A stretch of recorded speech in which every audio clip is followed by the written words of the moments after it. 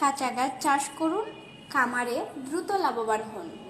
প্রিয় খামারি ভাই বোনরা, আপনার খামার যদি লাভজনক করতে চান তাহলে কাঁচা গাছ চাষের দিকে মনোযোগ দিন।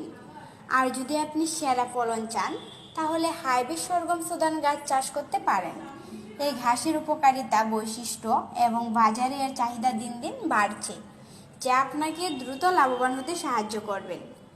কাঁচা গাছ চাষের গুরুত্ব। কাঁচা গাছ চাষ করা খামারের জন্য অত্যন্ত গুরুত্বপূর্ণ একটি বিষয়। সঠিকভাবে চাষ করা কাঁচা ঘাস গবাদি পশু, বিশেষত গরু, ছাগল, ভেড়া এবং অন্যান্য পশুদের জন্য পুষ্টিকর খাবারের উৎস হিসাবে কাজ করে। এই পশুর স্বাস্থ্য এবং উৎপাদনশীলতা বৃদ্ধি করতে সহায়তা করে।